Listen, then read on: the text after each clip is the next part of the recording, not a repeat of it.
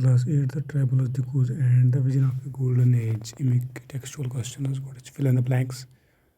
Godnuk Apart, the British described the tribal people as savage and wild. The method of sowing seeds in Jum cultivation is known as broadcasting.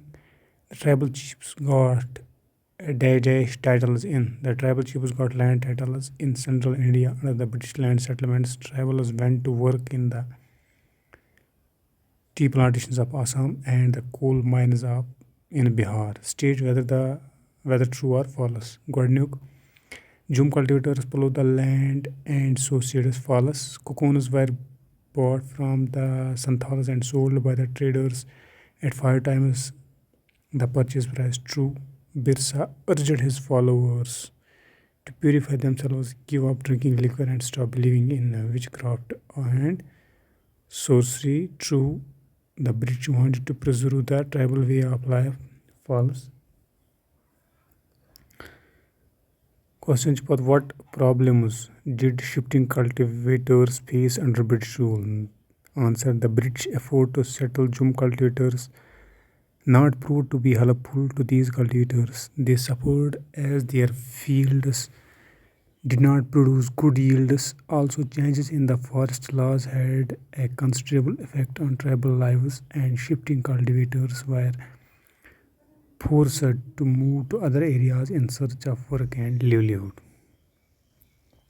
How did the powers of tribal chiefs change under colonial rule?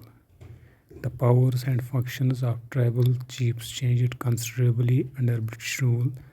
They were allowed to keep their land titles over a cluster of villages and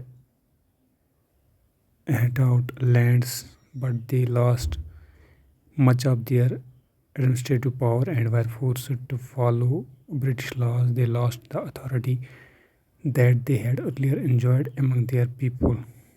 What accounts for the anger of the tribals against the Dikus? The tribals wanted to drive out the Dikus, the British government, missionaries, moneylenders, and landlords because they were unhappy with the changes in laws.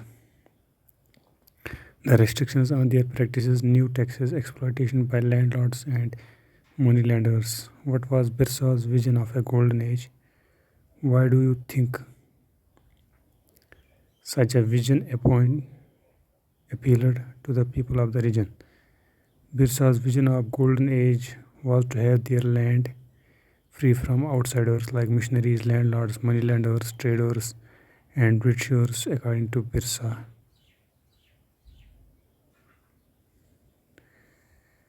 In the golden age, the tribals will be able to rule among themselves. His golden